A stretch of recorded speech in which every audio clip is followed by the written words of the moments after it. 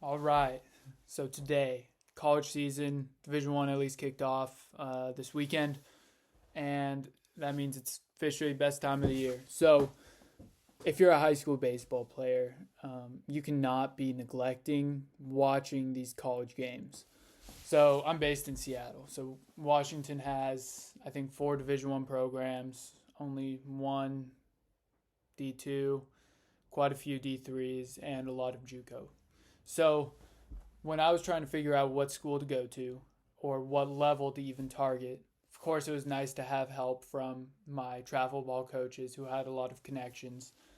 But what really did it was going to watch these games at different levels, right? So, junior in high school, I go to watch a Seattle U baseball game. I go to watch a St. Martin's game. I watched quite a bit of JUCO ball and watched some D3 games. What that does is it gives you a honest perception of what level you really should be targeting, right? You see some of these D3 guys who are a little bit scrawnier, a little bit scrappier, just a different level of baseball and a different style of baseball than in Division 1 level or JUCO baseball. So by going to watch these, you kind of get an accurate indication of what level you could see yourself at. So with that, obviously each level has other different levels, right? So obviously there's Power Five, a lot of draft guys. Mid majors are a little bit less deep, still a ton of talent. Um, like think of Sacramento State when I was I guess back in 2019, they had three arms drafted and they were all legit. It was unbelievable.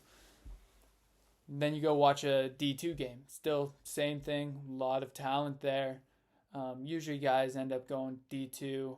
They may have the skills, but not the grades or not the financial situation to go to a private D1.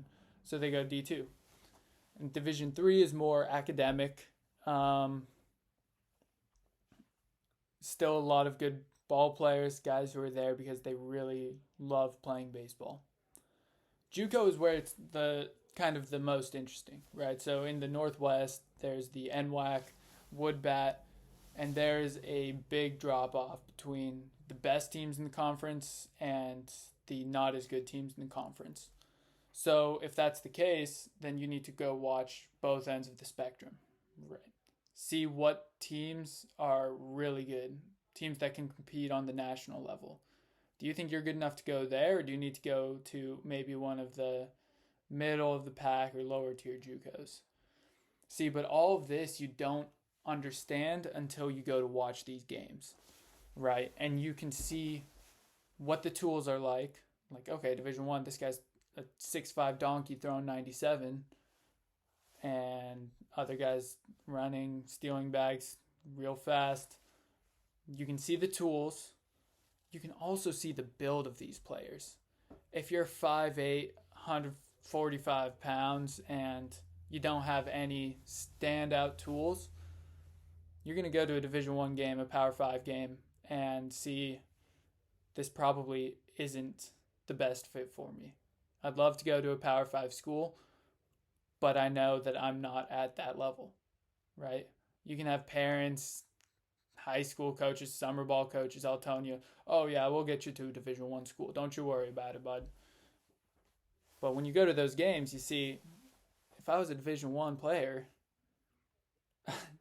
I would not see the field and I'd probably get cut after the fall just because I'm not as physical as these guys with no tools, right?